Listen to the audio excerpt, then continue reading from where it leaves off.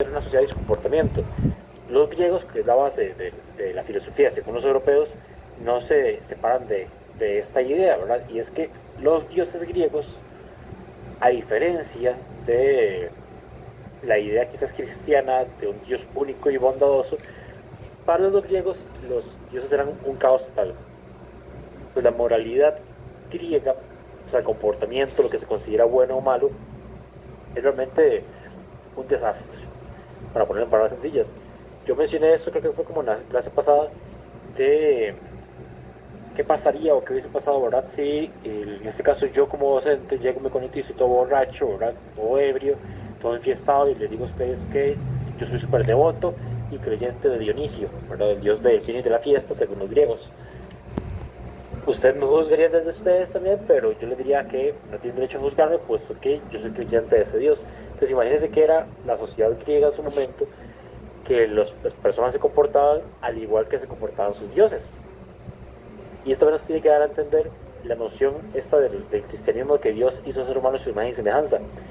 Esa idea de que Dios hizo al ser humano a su imagen y semejanza hace que el ser humano quiera, ¿verdad?, parecerse a esa idea de Dios, que es completamente bueno.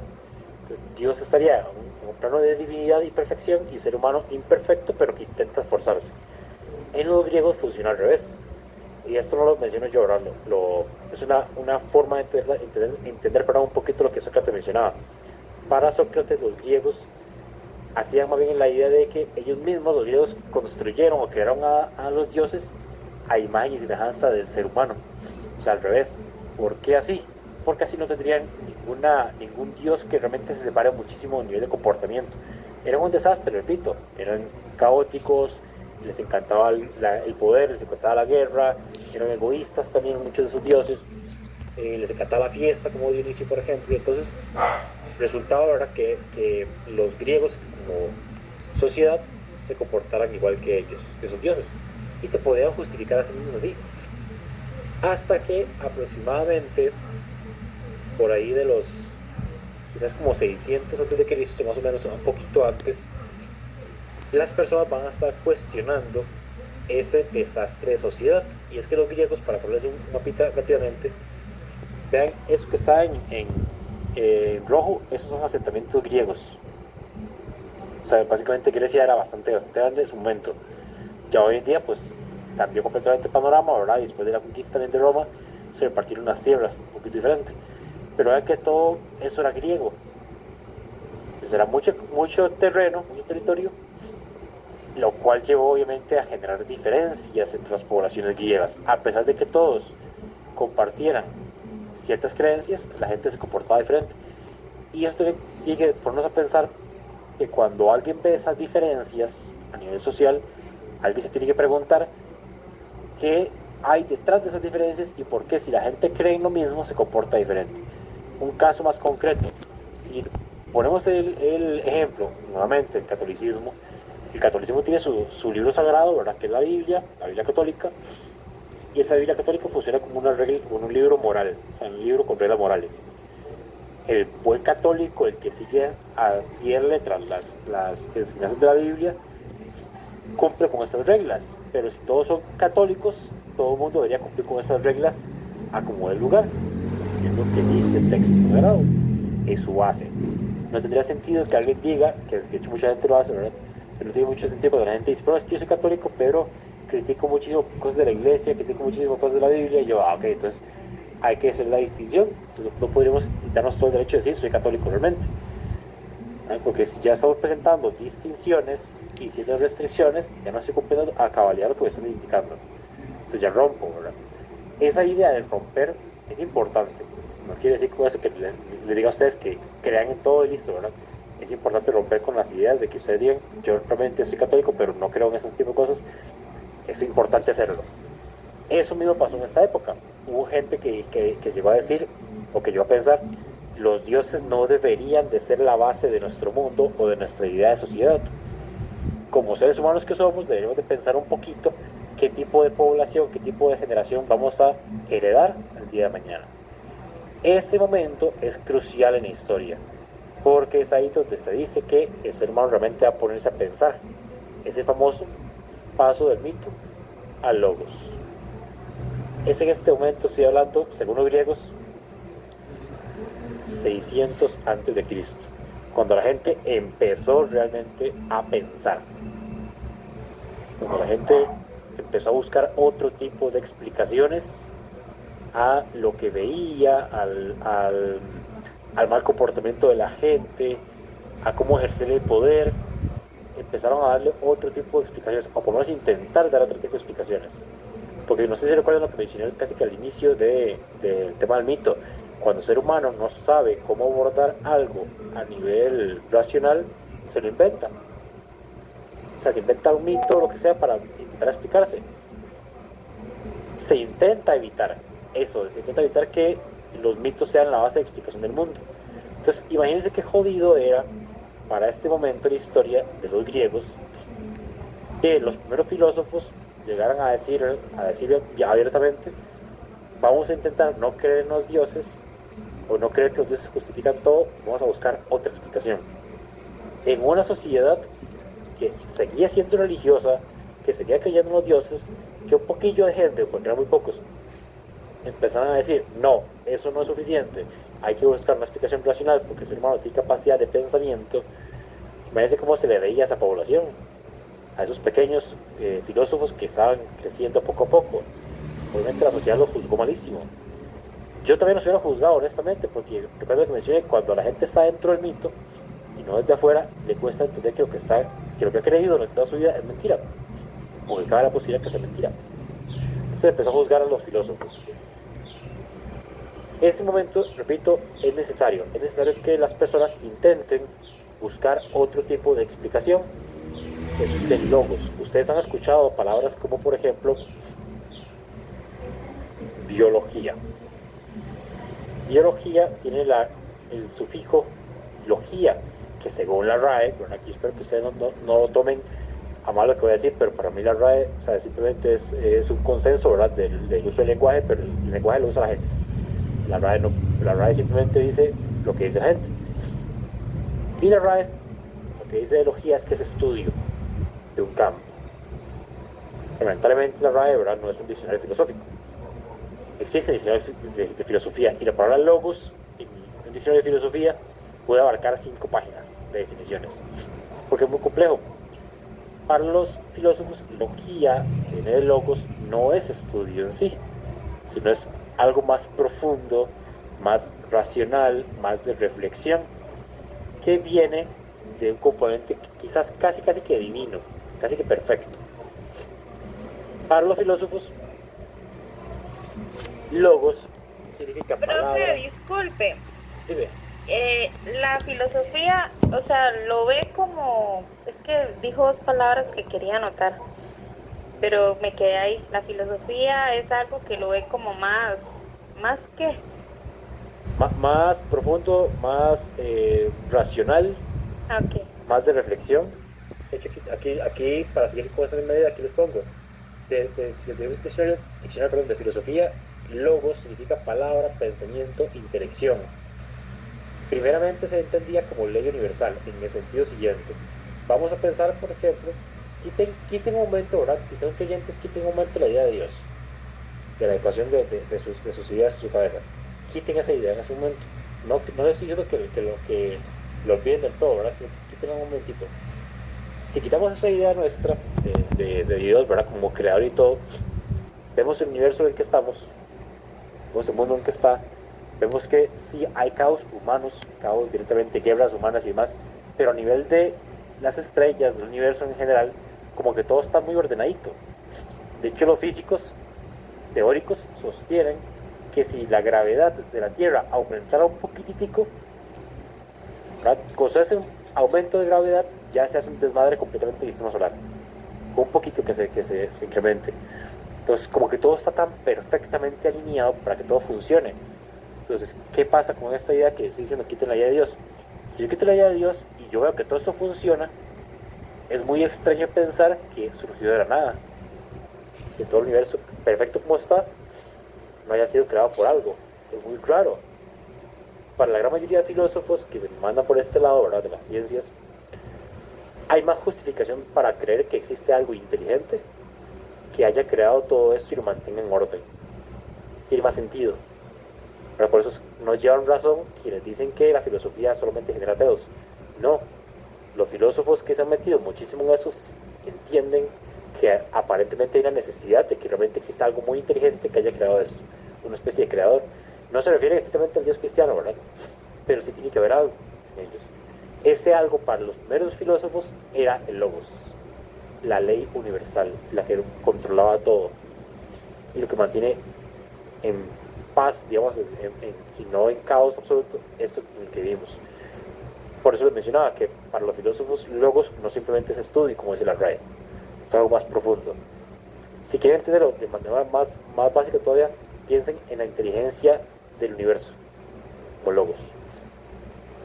Ustedes han visto, ¿verdad?, que desde un punto de vista cristiano, igual, repito, la religión conecta mucho con esto, se supone, ¿verdad?, que quienes son creyentes, partiríamos también de la idea de que Dios forma parte también de ustedes, están en ustedes también.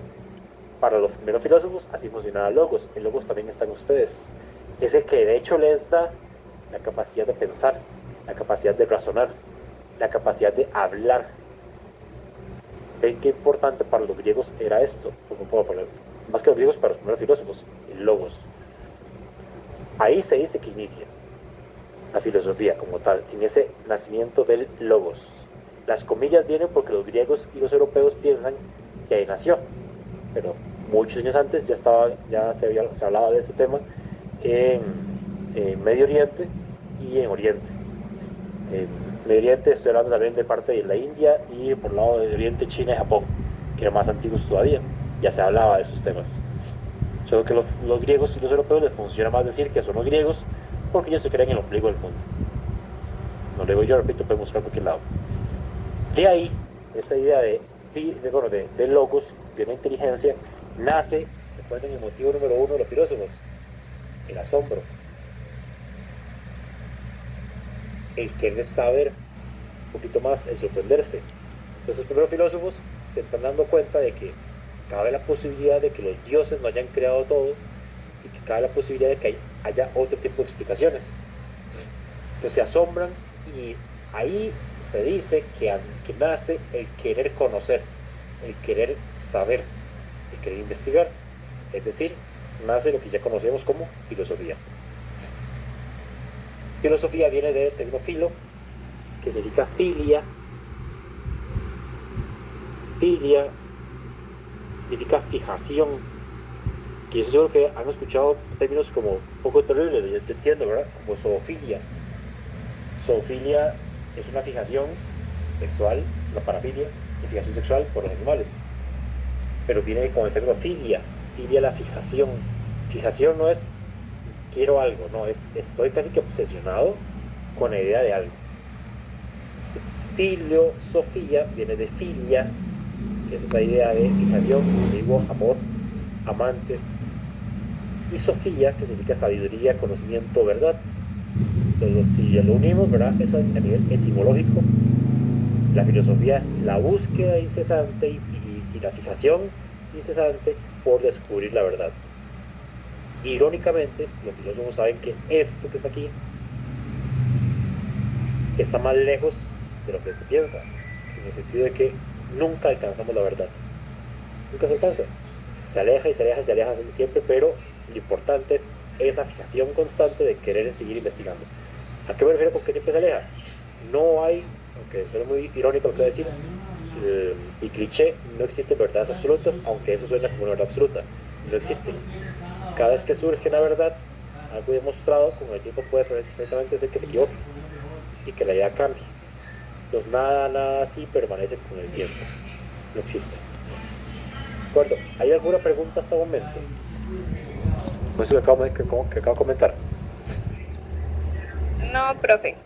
Muy bien, perfecto. Por algo, ¿verdad? Los filósofos somos tan necios, como decía la mamá de la amiga, en su momento cuando yo sí estudié esto, los filósofos pasan deprimidos por esta idea de que nunca alcanzan nada, siempre se están acercando, pero se aleja la verdad siempre. No hay forma. Pero hacemos este ejercicio, ¿verdad? El ejercicio está preguntando constantemente. La gente los odia por mismo. Pero es necesario, si nadie se la pregunta, la gente es fácilmente controlable. Piénsenlo a nivel educativo. Si nadie cuestiona lo que dicen los libros, lo que se enseñan en las clases, vamos a comer cuento todo el tiempo.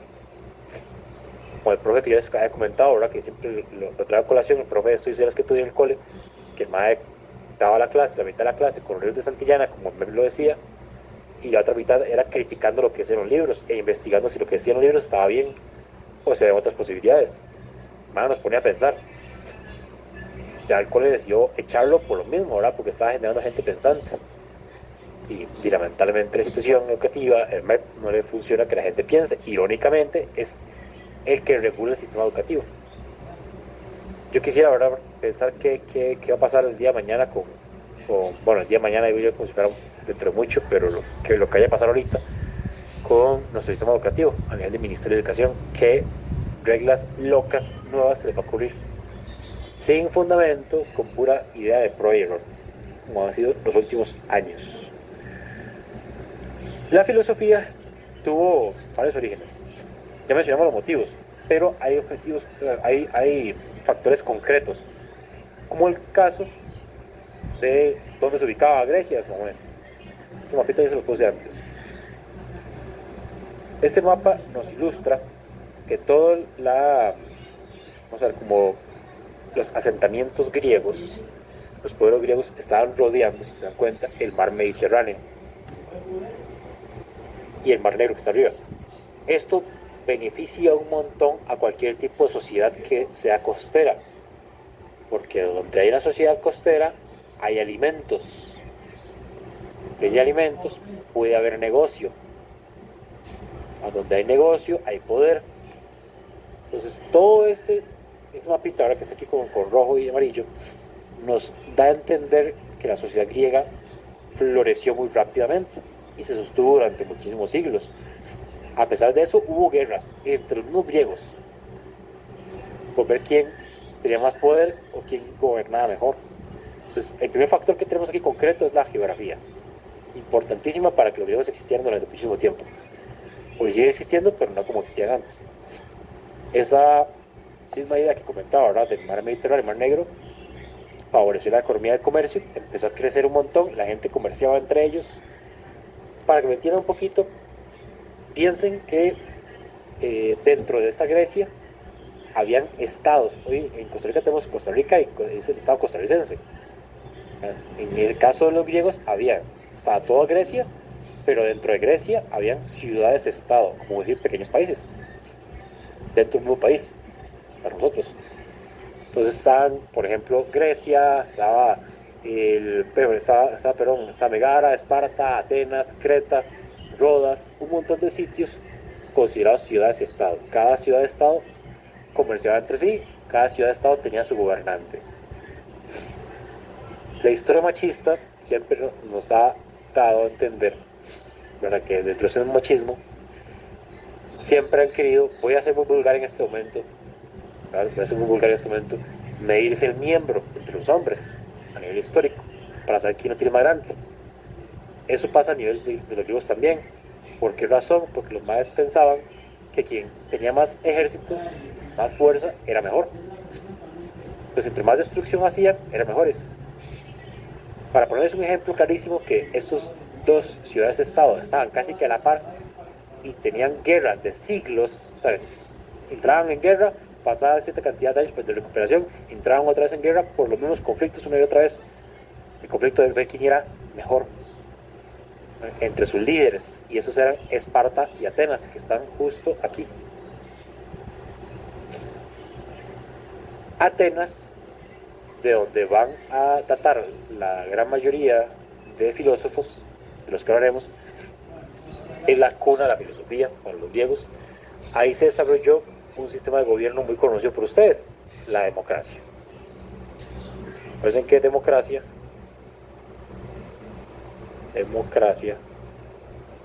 viene del término demo, que es pueblo, y cracia, que viene de kratos, que es poder. El poder en manos del pueblo. Los atenienses, los Atenas, consideraban que realmente para gobernar bien un lugar había que escuchar a la gente y ver sus necesidades, y así se implantaba un buen gobierno. Los espartanos decían no. Los espartanos creían en la monarquía, una reina y el pueblo que defiende a la ciudad y el Estado espartano. Claro, los espartanos eran increíbles guerreros. Nacían, se criaban, estudiaban para eso. Si un niño nacía con alguna malformación o enfermedad, se desechaba, literalmente, se le abandonaba. Si estaba bebé, se arrojaba completamente a una fosa común que tenían y ahí se olvidaba, porque era un desecho para la ciudad. Entonces se encargaron de purificar la especie, ¿verdad? Un poquito ahí similar a lo que pasó también en el siglo pasado en Alemania con esos ideales, pero ellos lo llevaron a la práctica. Obviamente desde aquí ustedes lo pueden juzgar a ellos, a lo más les funcionó. ¿Por qué? Porque así funciona la cultura. La misma gente de adentro consideraba que eso era lo correcto hacer. No se educaba en nada más que no fuera la guerra, en Esparta. Los atenienses, los Atenas, sí tenían un sistema educativo un poquito más regulado. En los primeros años de vida se les educaba en poesía, en ciencias, en gimnasia y en arte. Cuando ya entraban los 12 años, según cuenta la historia, las mujeres se iban para casa con sus madres a prepararse para la vida en labores hogareñas, según cuenta la historia. No me garantizo nada de eso. Y los hombres, se dice la historia, que eran acompañados por sus padres a una labor más social, que entendieran cómo funciona la sociedad, básicamente. Hiciera vínculos, relaciones públicas, pues, para esos atenienses. Pero ven que los atenienses sí se preocuparon por otro tipo de enseñanza, una enseñanza en otras áreas, no solamente la guerra, como los espartanos. Entonces, este detalle de la política es súper importante porque los filósofos están ahí medio criticando quiénes están gobernando, cuestionando por qué se gobierna de esa forma, por qué los espartanos aquí, por qué los atenienses allá. La política es un tema importantísimo. Política, para que también nos quitemos de encima esa noción que tenemos, política no es hacer campaña ni nada por el estilo. Ustedes son personas políticas. ¿Por qué? Porque participan de un Estado. Político significa ciudadano de la polis. Polis es un Estado. Entonces, ustedes tienen derechos, cumplen con sus reglas de la sociedad, ustedes son políticos. Eso es. Pues, repito, la filosofía estaba ahí en medio criticando cómo gobernaba a la gente de las sociedades. Y la religión es otro factor que, vamos o no, importantísimo porque existe la filosofía, porque eso sostuvo durante muchísimo tiempo. A pesar de que los filósofos intentan convencerse y convencer a la gente de pensar de otra forma que no sea justificando a los dioses, en esta época siguieron o siguió el resto de personas, que eran un montón, creyendo en los dioses. Entonces la religión siempre estaba ahí, presente. La religión es un tema filosófico, solo que no se llama filosófico, sino que se llama teológico. Es importantísimo estudiarlo también. Ok, vamos a llegar a la siguiente temática. Me disculpo que ando con demasiada alergia y medio gripe. Estoy con tratamiento, pero ya se me está pasando el efecto. Vamos a hablar un poquito de este contenido de las áreas y veo cómo sigo. Si sigo un poquito afectado, finalizamos la clase y no hay ningún problema. Las áreas de la filosofía. La filosofía tiene tres principales áreas en su momento, ¿verdad? Como inicio de lo que conocemos como filosofía. Esta primera área que se llama epistemología, que no sé si se recordarán, pero este término aparecía a cada rato en la lectura que les dejé para la tarea. Epistemología es la primera gran área. La segunda es ontología. Ya les voy a explicar qué es esto. Y la última, que también lo hablamos la semana pasada con el último motivo educativo, la axiología. Vamos a ver cada una de estas tres áreas para cerrar con el capítulo de las áreas de la filosofía y aterrizar un poquito la parte educativa al final. Entonces lo que voy a hacer es lo siguiente. Voy a explicar cada área desde una parte filosófica y luego cuestionaremos cómo se aplica eso a nivel educativo, que es fundamental, ¿okay? Para aterrizarlo. Primera área de la filosofía, epistemología. Vean esta imagencita. Siempre hay motivos por los cuales yo utilizo las imágenes, ¿verdad? Que pongo. No es porque quiero rellenar espacio ahí. Siempre hay un motivo por el cual se utilizan las imágenes.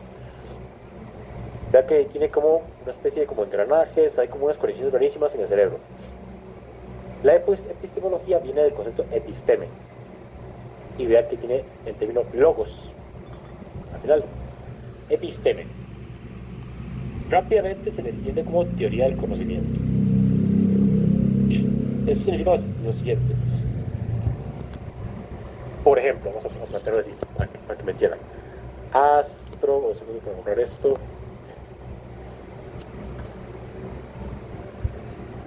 Astrología versus astronomía. Yo creo que ya lo expliqué aquí, pero no importa. Ve la ironía, porque voy a marcar en este momento. Voy a cambiar el color. A pesar de que la astrología trae el sufijo logía, la misma epistemología la desacreditó. Porque la astrología es más antigua que la astronomía. La astrología habla básicamente de cómo mueven los planetas y las estrellas, y el momento y fecha y hora que vos naces afecta a tu personalidad. Eso es la astrología. Entre muchas otras cosas más, ¿verdad? Misticismo, rituales, mitología atrás.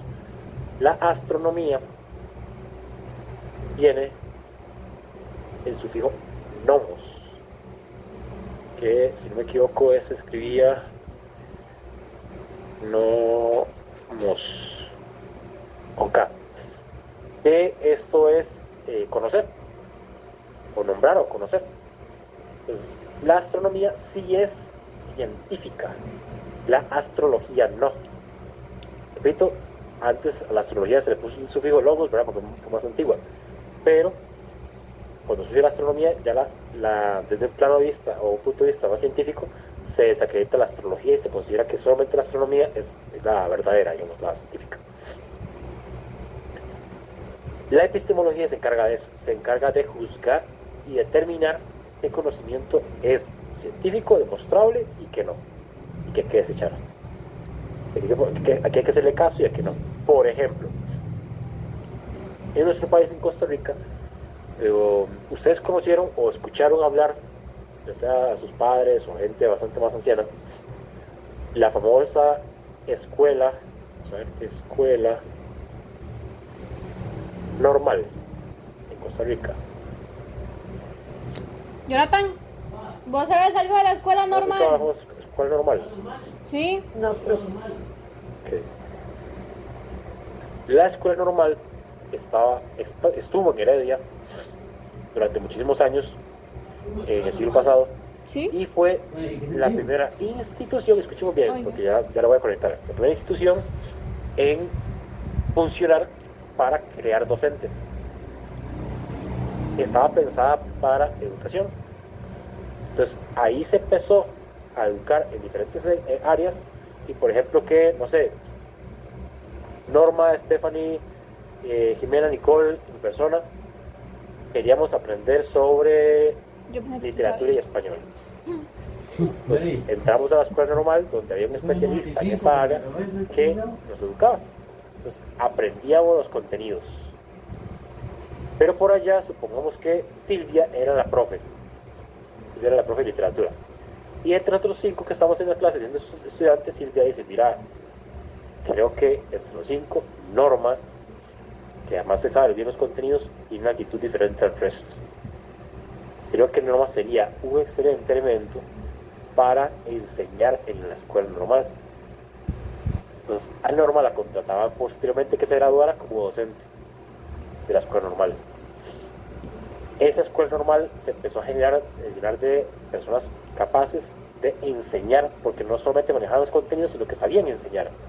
Por un tema ahí casi que de vocación, casi que de un don. Adivinen cómo se llama hoy en día la escuela normal. ¿Se les ocurre? el MEP, profe, tal vez no, o la UCR. Ya querría el MEP llevarse haber sido la escuela normal. La escuela normal existió en la misma época que existió la UCR. Y ahí viene la pista. Existieron simultáneamente. Pues si no es la UCR, La una. exacto, la Universidad Nacional, antes llamada Escuela Normal. Por eso es que en la Universidad Nacional existe el CIDE, Centro de Investigación en Docencia. Es el centro básicamente de investigación más antiguo de Costa Rica de educación, especialistas en la educación. Mi padre estudió en la Escuela Normal, por ejemplo. No terminó su carrera, él estudió saxofón ahí, no la pudo terminar por circunstancias de la vida, pero él estudió ahí. ¿Verdad? Eso fue, estoy hablando de los años 80. Entonces imagínense, ¿verdad?, la categoría de profesionales que estaban saliendo de esa escuela y que se quedaban trabajando ahí. Esto lo estoy diciendo porque, a diferencia de en ese momento la UCR no se preocupaba y no se preocupa en muchos aspectos por quienes enseñen, sepan enseñar. Se preocupa mucho por eso. Antes, en el nacimiento de la UCR, no se consideraba que la educación fuera una ciencia que se debería estudiar. Ustedes la estudian. ¿Por qué motivo? Porque desde hace un poco tiempo para acá se empieza a hablar de pedagogía como la ciencia de la educación. Y ese concepto, ¿verdad?, la educación como ciencia, o la pedagogía como ciencia de la educación, es un criterio epistemológico. Pero la epistemología llega a decir, mira, sí, la pedagogía realmente es una ciencia. Estudia al ser humano dentro del proceso educativo y por ende estudia la educación en general. Tenemos un objeto de estudio. Entonces la epistemología es sumamente importante. Ahora también se puede aplicar la epistemología en el día a día, como personas críticas que ustedes son, críticas y no criticonas, ¿verdad? Críticas de que si ustedes están recibiendo X contenido, están investigando X tema, tómense un tiempo para cuestionar si ese tema tiene base científica. Entonces, yo siempre vacío a mis estudiantes, ¿verdad?, y les propongo el siguiente reto. Cuando se sienten ya como cansados o cansadas de un curso, ¿verdad?, y de un docente en específico, pueden hacerlo conmigo si quieren. Pregunten en la docente, así como sacándole base un poquito. Profe, mira, es que tengo una duda. ¿Cuál es la base epistemológica de lo que nos estás contando, de lo que nos estás enseñando? Eso lo saca siempre de base. Pero eso fuerza también a que el docente diga, hijo de pucha, ahora que digo yo, ¿cuál es la base científica de lo que estoy diciendo? Porque me preguntaban como base epistemológica, ¿cuál es la base científica de lo que estoy diciendo? Y eso cuesta responderlo. Pero eso ya uno como docente sabe, ¿verdad? Tiene que saber que si está enseñando algo, uno como docente tiene que manejarlo, tiene que saber de dónde viene. Uno no va a enseñar algo porque me dio la gana de enseñarlo y que no tiene fundamento, porque si no caería dentro de un mito. Hay que justificar las cosas. Esa es la primera gran área de la filosofía. La segunda gran área es la ontología. Este viene del término onto, que significa ente, y significa existencia o existir. Es la teoría del ser o sobre el ser. Aquí voy a mencionar un ejemplo muy básico que se usa mucho en filosofía. Muchos docentes de cole sobre todo lo hacen. Cuando te preguntan, mira María José, ¿vos qué sos? Yo, profe, soy María José, bueno, me llamo María José, soy de tal. Y yo, no, suave. Me estás diciendo tu nombre y dónde eres. ¿Qué sos vos? Ah, profe, soy estudiante de la carrera de educación. Yo, no, me estás diciendo una circunstancia de lo que estudias. ¿Qué sos? Y siguen esa pregunta de qué sos, ¿verdad? Para que uno simplemente diga, no, realmente no sé qué soy. El qué soy es complicado. ¿Qué hace que María José sea María José? Eso tiene que ver con la ontología. A nivel educativo, podríamos aterrizarlo un poquito con el tema de la identidad, de la personalidad. Yo preguntaba, por ejemplo, martes, si considerábamos que la personalidad no es solamente nuestra, o sea, se construye a nivel familiar, con los amigos, conocidos, que de hecho antes mencionaron ustedes que consideraban que un mito, no me acuerdo quién fue, era que si me relacionaba mucho con la gente, con ciertas personas, empezaba a cambiar mis rasgos. Va por ahí también el fenómeno. Mi personalidad no es mía completamente, está influenciada, ¿de acuerdo? Entonces la ontología trabaja ese tema, entre muchos otros, pero principalmente ese tema, para nosotros, ¿verdad? Para el nivel educativo. Regáleme nada más un par de minutitos para tomar una pastilla nada más y ya regreso. Ok, profesor. Perfecto, gracias.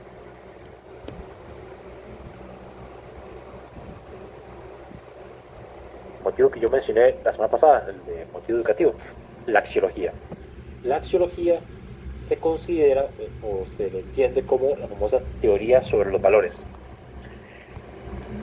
Viene del término axio, que es todo aquello que tenga algún valor, y logía, que viene de logos. Entonces aquí se desarrolla incluso el famoso estudio ético, por ejemplo, el estudio de la ética y la moral, sale de acá. También acá, si ya lo planteamos desde un nivel educativo, recuerden qué tipo de valores y cómo van a transmitir ustedes a sus estudiantes el día de mañana. Le ponía el caso ayer a mis estudiantes del curso de ética de la U, que hubo un estudio a nivel de México con una trabajadora social y un psicólogo, y lo que estaban intentando, una tesis de investigación básicamente, lo que estaban intentando buscar era cómo los docentes de primaria y de preescolar transmitían los valores. Entonces ponían el ejemplo clásico de que en un aula estaba esta aula llena de gente y hablaban todos, ¿verdad? Y era un bullón enorme. Y el docente a cargo quería pues dar la clase, obviamente. Entonces lo que el docente hacía la gran mayoría de veces, primero pedía silencio y nadie hacía caso, que nadie lo escuchaba. Llegaba al punto donde ¿qué? Le tocaba alzar la voz. Entonces alzaba toda la voz, casi que gritando, para pedir silencio. Esto lleva a entender que hay una contradicción entre algo que digo y no lo que hago. Entonces, la axiología viene a formar parte, digamos, en el día de nosotros para plantearnos el escenario de criticar o cuestionar cómo es que vamos a encargarnos de transmitir sus valores, dependiendo, ¿verdad?, de los objetivos nuestros.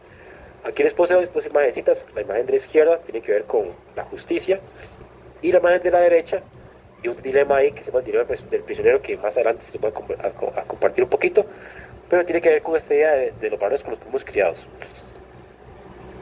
Sigo un poquito más adelante. Otra área importante, que esta es una subárea. Ya las tres grandes las mencioné, ¿verdad? Epistemología, ontología y axiología. Esta ahora es una subárea, la lógica. Y la lógica se encarga, de hecho viene ese término logos, literalmente, se encarga de estructurar el pensamiento.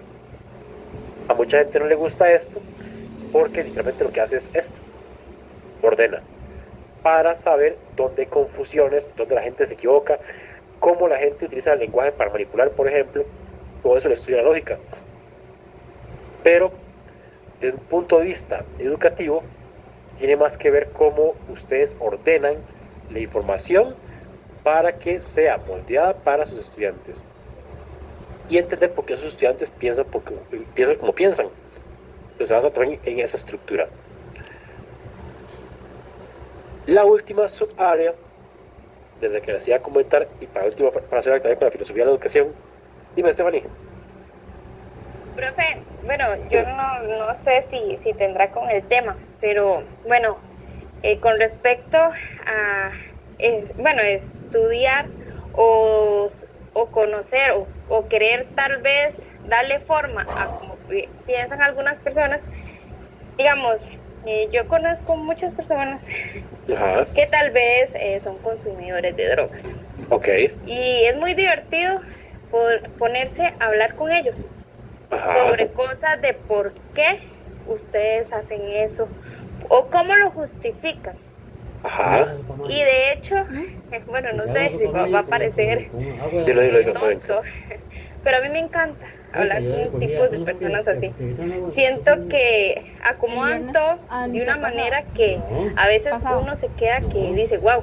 Fue cuando yo andaba viendo mami. Me dejó, como quien dice, con la boca abierta. Sí. Y tengo experiencias donde tal vez, bueno, lo que es tema de religión y política es un pero tema que por lo general no se habla con cualquiera. Por lo menos no comemos todos los días como he tenido amigos que tal vez nos ponemos para conversar, empezamos a sacar preguntas existenciales. Entonces, o sea, una cosa lleva a otra y es algo sumamente enriquecedor, porque en realidad usted se queda como pensando, como sí, mira, esa persona es así o tal vez se comporta así por eso. Entonces es como algo muy curioso en realidad, y, y uno cada vez se pregunta más y más. De hecho, yo tengo conversaciones con amigos que, digamos, siempre hay algo más, o sea, siempre sale algo más y ahí vamos. Algún día terminaremos tal vez de conversar, siento yo. Hay un señor llamado Michael Foucault, que muy parecido al que están mencionando vos, él se fascinó muchísimo con un cierto tipo de población, la población que estaba en las cárceles y la población que estaba en los psiquiátricos. Para Foucault, las cosas que estas personas decían había que prestarle mucha atención, porque decía Foucault que ellos están más cercanos de la verdad que nosotros que estamos afuera. Es muy interesante. Al fin y al cabo, lo que usted está mencionando, ¿verdad? Va también, o da que ver con los llamados usos del lenguaje, ¿verdad? Que mencionaste también política, por ejemplo. En política, nosotros, bueno, en el caso mío, yo me especialicé en filosofía, bueno, lo que es mi título, ¿verdad? Que es filosofía especializada en ciencias formales. Dentro de las ciencias formales vemos esto. O sea, me fascina la lógica, me encanta un montón la lógica. Ese patito feo de la filosofía, pero me gusta un montón, porque vemos esto. Pues estudiamos cómo a través del lenguaje se puede manipular fácilmente a la persona. Y cómo, por ejemplo, en campañas políticas, la gente que hace campañas políticas pasó, o sea, como por un proceso también de aprendizaje de esto, del uso del lenguaje. Entonces, como por ejemplo, que ustedes posiblemente lo van a hacer en su momento, ¿verdad? Conmigo, o no todo el mundo, pero quizás alguien de ustedes lo vaya a hacer. Y más adelante en el curso, ¿verdad? Que haya más evaluaciones que entregar, que alguien me escriba, profe, mira, es que me pasó esto otro, y no pude entregar a tiempo. ¿Será, profe, que me puede extender el tiempo? ¿Verdad? Entonces, a través de esa idea, ¿verdad? De pedirle al profe eso, ¿qué sucede? Que eso se llama, al misericordia, se llama eso en latín. Al misericordia básicamente es el uso del lenguaje a través de la misericordia, literalmente, para pedir algo, una ayuda o justificar algo. Pero legalmente uno como docente no debe hacerlo. O sea, yo puedo hacer, y a ustedes les parecería cruel, ¿verdad?, que yo lo haga, y yo digo a ustedes, no, las reglas estaban puestas desde un principio, que se entregaba a tal fecha, a tal hora. No lo lograste por X motivo, lo siento mucho. Esas reglas ya estaban puestas. Ustedes están avisados o avisadas. No importa lo que me digan, ¿verdad? No importa lo que lloren, no se les va a hacer el cambio. Obviamente ustedes dirán, como, pero está un poco cruel eso, ¿verdad? Pero legalmente lo que se debe hacer. Entonces, hay un montón de usos del lenguaje. Y lo que la compañera estaba comentando, dime, compañera. No sé si me hace comentar algo, ¿no? Fue Laila, creo. No, ok. Lo que la compañera estaba comentando, ¿verdad? Del tema de las drogas, por ejemplo. Yo le estaba conversando ahora a los chicos del martes que hay un libro llamado La historia a través de las drogas. Entonces es muy curioso porque el montón de líderes que han existido a través de la historia de la humanidad, líderes conocidos, ¿verdad?, han sido drogadictos o tienen alguna fijación por alguna droga. La reina Isabel de Castilla, la famosa reina Isabel la Católica, la que mandó a este señor Cristóbal Colón en los botes, ella era adicta a la marihuana, por ejemplo. Tenía su propio cultivo de marihuana. Los botes con los que fueron las famosas la niña de la pinta de Santa María, las velas estaban hechas de cáñamo, que es un derivado de la marihuana. Entonces, bueno, del tallo de la marihuana. Entonces, ven que, vamos, a través de la historia, digamos, se puede ver cómo ha ido evolucionando, e incluso a través del lenguaje, como está de la compañera. La lógica hace eso, ¿verdad? La lógica estudia todo eso. Y hay otra subárea que es importantísima para ustedes, como docentes que son, lo es para mí incluso, es la estética. Yo sé que ustedes conocen o han escuchado de centros de estética, donde la gente llega a teñirse el pelo, maquillajes y todo ese tipo de cosas, que al fin y al cabo lo que hacen es cambiar la percepción que tengamos sobre nosotros mismos y la percepción que tenga la gente sobre nosotros mismos. Si yo los llevo en un sentido filosófico, es eso. La teoría en sí, o el estudio, o la reflexión racional sobre cómo se perciben las cosas. Eso es estética. Llevémoslo a la educación un momentito. Ustedes, la gran mayoría, son de preescolar. Entonces, supongamos que ustedes son madres de familia todas. Y llegan a matricular a sus hijos a la institución donde trabajo yo. Y yo me presento. Mira, yo soy Juan y soy el docente de preescolar que va a tener a sus hijos. En un principio, no me van a dejar mentir, eso es segurísimo, que sentirían un choque de qué hace un hombre dándole clases de preescolar. Es un prejuicio que existe, ¿verdad? Y el motivo por el cual casi nunca he tenido estudiantes hombres en preescolar. Solo he tenido uno que se ha graduado, y esto es lo triste, se ha graduado de preescolar bilingüe y a la fecha no consigue trabajo. Solamente lo ponen como asistente. No le permiten dar clases de preescolar por el mismo prejuicio de la institución y de para la familia. ¿Qué pasaría si además que ustedes dicen, sí, todo bien, dejemos que el profe Juan sea el docente de preescolar? Y yo llego el primer día de clases y ustedes me ven entrando a la institución, yo llego con camisa corta, o sea, con camisa manga corta, todo bien, pero formal, y lleno de tatuajes a enseñarle a sus hijos. Es segurísimo que traería un choque, ¿verdad?, de percepción de qué están juzgando de parte mía o hacia mí. Entonces, la estética es relevante, es un montón importante. Por ejemplo, noten que las presentaciones que yo utilizo ahora son poco texto e imágenes relevantes que tienen que ver con temática. En este caso, es una obra de arte, porque la estética también estudia el arte. Dime, Angie. Profe, ahora que usted menciona el tema de la estética y, bueno, del como uno tiene, bueno, sí, la estética, pues. A mí me sucedió una situación que yo siempre había querido cortarme el cabello, bueno, lo tengo largo, pero la parte de atrás me la rapé. O sea, me hice como un estilo de hombre, por así decirlo.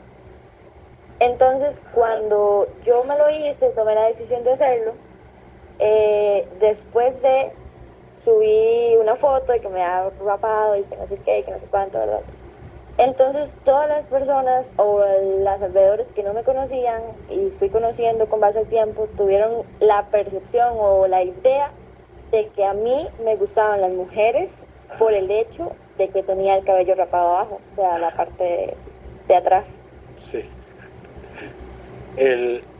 Voy a decir, es una idea que yo sé que a mucha gente le podría llegar a incomodar, pero mi justificación viene desde acá. La idea de que mucha gente defiende cómo se viste, cómo se ven, porque dicen, yo me he visto para mí misma, para mí mismo, ¿verdad? Yo no lo hago por los demás. Está bien la iniciativa, ¿verdad? Pero no podemos negar esto. No se puede negar cómo somos percibidos. Independientemente de si es ambiente laboral o no, digamos, cómo somos percibidos es realmente importante. La gente tiene ojos, y a partir de cómo nos ven, se comporta con nosotros. Pues sí o sí debe de haber algún tipo de adaptación. Yo les decía a mis estudiantes de martes también que es mentira que uno puede vestir como le da la gana. Pueden incluso terminar en prisión, ¿verdad?, por hacer eso, por vestir como les dé la gana. Obviamente, ¿verdad?, si esa vestimenta no cumple con ciertos estándares estéticos. Entonces es muy importante, al igual que si ustedes se ponen a pensar a nivel de educación preescolar o primaria incluso, ya te para Stephanie, ¿qué tipo de ropa usan los docentes y las docentes? Tiene que estar conectado obviamente con su público objetivo, claramente. Dime, Stephanie. Profe, eso mismo le quería yo comentar.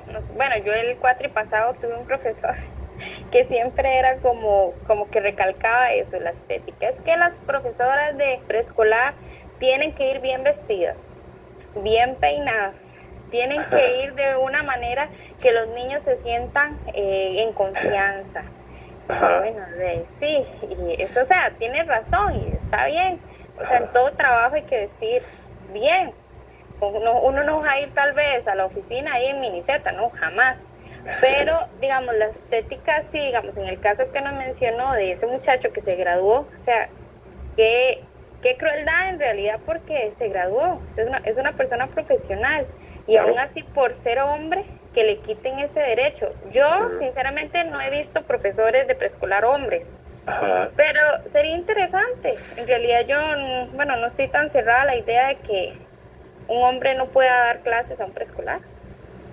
Vos lo puedes decir, digamos, en este momento con total libertad. El tema es, compañera, que llegue a suceder. O sea, que vos realmente, digamos, te toque y que no tengas ese choque, digamos, en una primera instancia, y que si lo tengas te pongas a pensar después, ¿verdad? Como no, yo voy a omitir que me chocó la idea de que sea un hombre y lo pueda hacer, ¿verdad? Meter a mis hijos a estudiar con ese X profesor, con X docente. Pero si sigue habiendo ese choque en el principio, quiere decir que algo tenemos que cambiar. Dime, Stephanie. Exactamente, profe, pero, o sea, yo soy de las que da el beneficio de la duda. Sí, pero lo Entonces, podrías... como para probar a ver qué pasa. Vos Porque, sos bueno, su mamá. ajá, sí, yo tengo 2 hijos, ¿De qué edad es? uno de 7 y uno de 4. Ok. El de 4 está en preescolita. No, entra hasta el otro año. Entras en otro año. Ok, ok. El dar el beneficio y la duda da a entender, ¿verdad? Que también está la posibilidad de que falle. ¿No? Realmente está. Ujú. Y creo que también el problema viene desde ahí, porque nosotros a nivel estético, o la gente a nivel estético, juzga de que es un hombre, no ve el profesional que está ahí, se ve al hombre, ¿verdad? Y a Ajá. nivel social, ¿qué pasa con el hombre? ¿Verdad? ¿Qué pasa con ese hombre en Que relación tal con... vez no Dime. lo ven tan maternal, tal vez. Eso en un sentido muy positivo, ¿verdad? En un sentido bastante bonito y optimista. Pero como decía, me decía la estudiante el martes, profe, yo no lo haría porque yo sé que a nivel estadístico, ya en la parte social estadística, a nivel estadístico, la gran mayoría de hombres, taca, taca, taca, taca, taca, taca, taca, taca, y yo, ok, hay una presión estética ahí. Ajá. Es Sí, jodido combatir eso. y tal vez se podría considerar tal vez como que ese hombre tal vez sea, no sé, tenga una atracción sexual, homosexual, Ajá, digamos, por querer dar clases en preescolar. O sea, es que ajá. la estética tiene que ver mucho, digamos, con esto. Porque es O un sea, la trabajo de gente- mujeres esa gente, sí. Exacto, sí. Es horrible, digamos, pero por eso les decía que eso es estética, digamos, eso es criterio estético. No se basa solamente en lo bonito o lo feo, sino es percepción, purifica percepción. Juzgamos y somos juzgados, no nos podemos quitar eso de encima.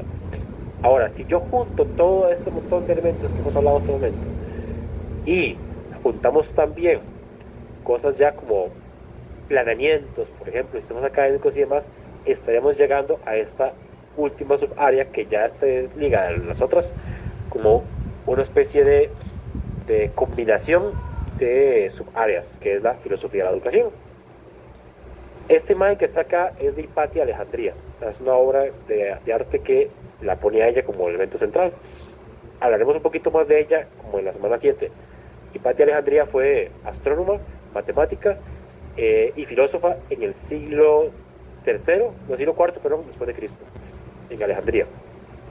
Y sufrió un montón por ser mujer, tener poder, ¿verdad? Político y ser educadora y ser filósofo, sobre todo.